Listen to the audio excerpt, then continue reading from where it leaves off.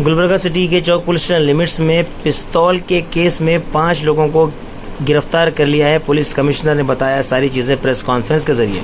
बताया जा रहा है कि एक पुलिस कांस्टेबल की कंप्लेंट मिली थी कि एक शख्स के पास पिस्तौल है।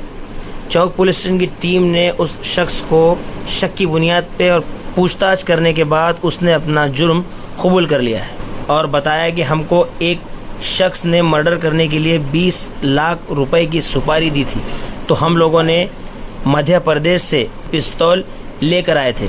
हमको इस महीने के पहले हफ्ते में शरणबसप्पा कंडे का कत्ल प्लान किया गया था। ये सारी चीज़ें गुलाब साहब ने कही। इस प्लान में हमारे और भी साथी हैं, कहा गुलाब साहब ने।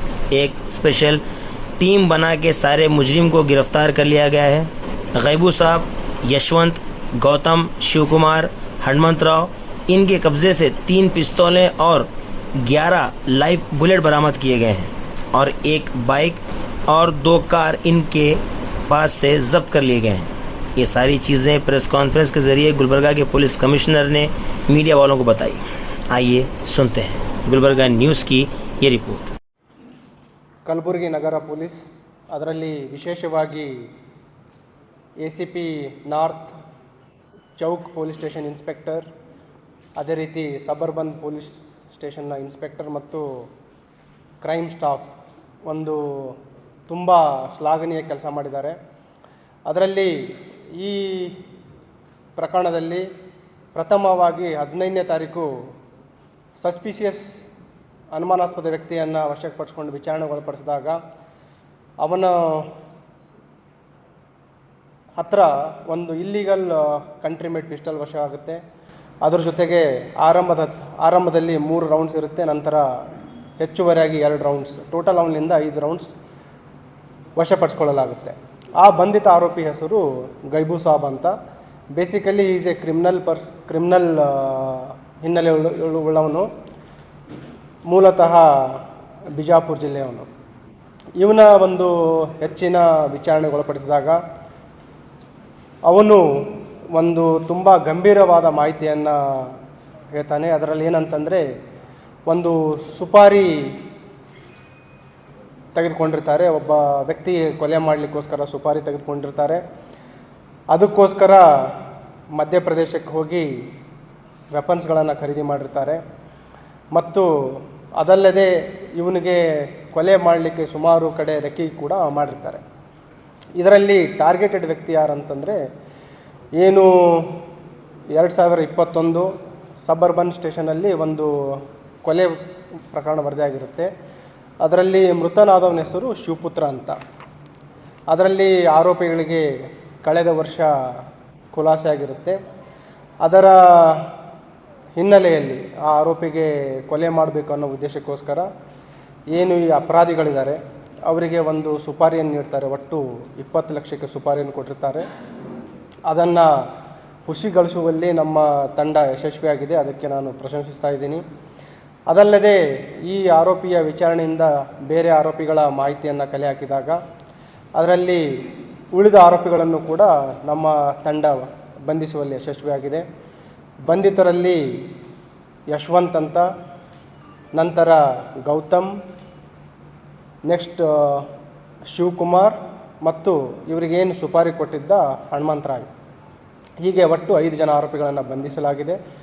ಇದರಲ್ಲಿ ಯಶವಂತ್ನಿಂದನೂ ಕೂಡ ಒಂದು ಕಂಟ್ರಿ ಮೇಡ್ ಪಿಸ್ಟಲ್ ಮತ್ತು 3 ಜೀವಂತ ಗುಂಡುಗಳು, ಅದರ ಜೊತೆಗೆ ಗೌತಮ್ ಹತ್ರನೂ ಕೂಡ ಒಂದು ಕಂಟ್ರಿ ಮೇಡ್ ಪಿಸ್ಟಲ್ ಮತ್ತು 2 ಜೀವಂತ ಗುಂಡುಗಳು. ಅದಲ್ಲದೆ ಏನು ಅದರಲ್ಲಿ ಒಂದು ಪಿಸ್ಟಲ್ ಇದೆ, ಅದರಲ್ಲಿ ಒಂದು ಲೈವ್ ರೌಂಡ್ ವೆಪನ್ನಲ್ಲಿ ಸ್ಟಕ್ ಆಗಿರೋದು ಕೂಡ ತಾವು ನೋಡ್ಬೋದು.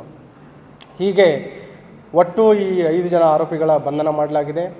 ಅವರಿಂದ 3 country made pistols, 11 live rounds, ಅದಲ್ಲದೆ ಇವರೇನು ಮಧ್ಯಪ್ರದೇಶಕ್ಕೆ ವೆಪನ್ಸ್ ತರಲಿಕ್ಕೆ ಏನು ತೆಗೆದುಕೊಂಡು ಹೋಗಿದ್ದರು, ಒಂದು ಇಂಡಿಕಾ ಕಾರ್ ಶಿವಕುಮಾರ್ದು, ಅದನ್ನು ಕೂಡ ವಶಪಡಿಸಿಕೊಳ್ಳಲಾಗಿದೆ. ಅದರಲ್ಲದೆ ಒಂದು ಎರ್ಟಿಗಾ ಕಾರ್ ಕೂಡ ವಶಪಡಿಸಿಕೊಳ್ಳಲಾಗಿದೆ. ಇದರಲ್ಲಿ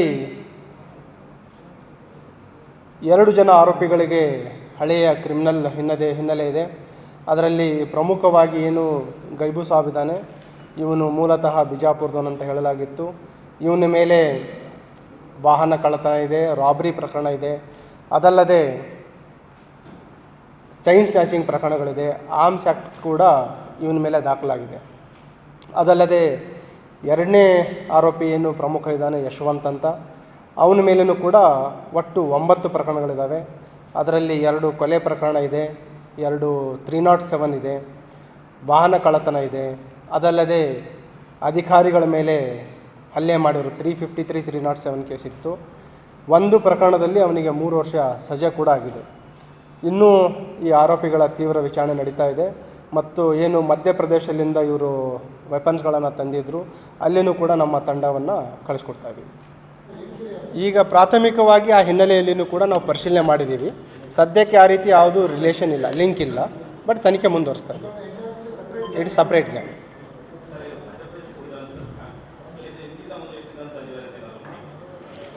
ಒಂದು ಸಲ ಹೋಗಿದ್ದರು, ಇದ್ರ ಮೊದಲು ಕೆಲವು ದಿನಗಳ ಹಿಂದೆ ಹೋಗಿ ಖಾಲಿ ಬಂದಿದ್ದಾರೆ, ಅವಾಗ ಸಿಕ್ಕಿರಲಿಲ್ಲ. ಇದೇ ಮೀನ್ಸ್ ಈ ಮಂತಲ್ಲಿ ಫಸ್ಟ್ ವೀಕಲ್ಲಿ ಹೋಗಿ 3 ವೆಪನ್ಗಳನ್ನು ಮತ್ತು ರೌಂಡ್ಸ್ಗಳನ್ನು ತರುವಲ್ಲಿ ಯಶಸ್ವಿಯಾಗಿದ್ದಾರೆ.